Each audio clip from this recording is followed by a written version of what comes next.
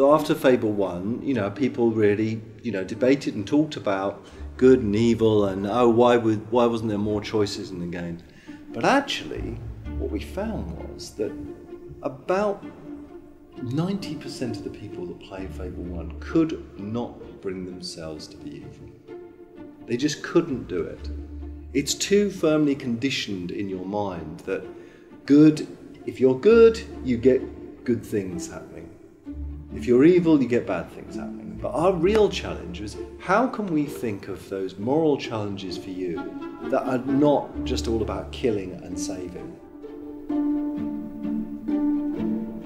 How you play this game, whether you're good or evil, pure, corrupt, cruel or kind, rich or poor, your hero can change so radically, it's unbelievable. Because the hero in particular can be anything from dressed as a chicken to dressed as an evil knight. You can look innocent and good and holy, but be evil, and it'll trick everybody because they'll go, here's a cent, and then you kill them. The scope has to be quite big for the player to be able to tailor the type of character they want to be. It was important to us after Fable 1 to make sure that we had enough variety for everybody.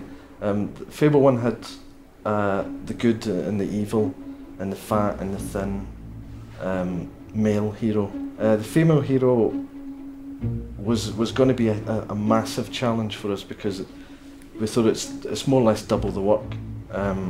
But it turns out, due to the nature of what Fable is, that it wasn't double the work, because the female hero can choose to wear any clothing in the game just as the male hero can. And I think it's important in terms of choice for there to be a female hero, and there's a lot of comedy involved in that as well when you come to play the game. It's worth playing it to play it both ways, just to see what happens. I found it quite an interesting experience, just being a woman, and you know, people not taking me seriously but just chatting me up, and I kind of felt slightly abused by it. Psychologically, I found there was a point that I came to in the game and I thought, oh God, no, I can't pretend to be a woman anymore. I've got to go back to being, you know, I've got to be a man again.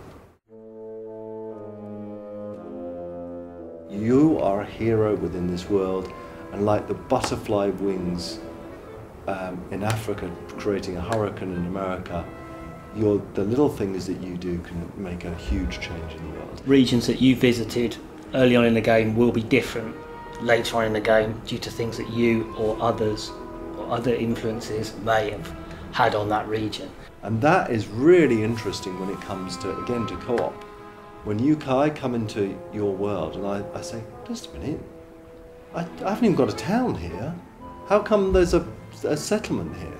When we sat down and thought about co-op, firstly we thought, well, this is a role-playing game. There aren't many role-playing games I can think of that have got full co-op in it.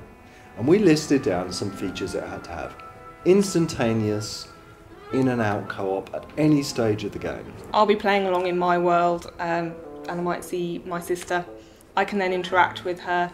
You can see people, these ghosts of people, moving around the world.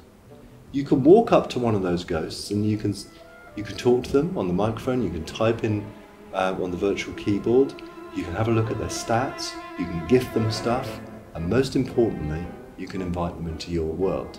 You come into my world, you should still be leveling up in my world. Why should it be a completely separate experience? As a henchman, you earn golden experience, and us two can negotiate how much golden experience you get.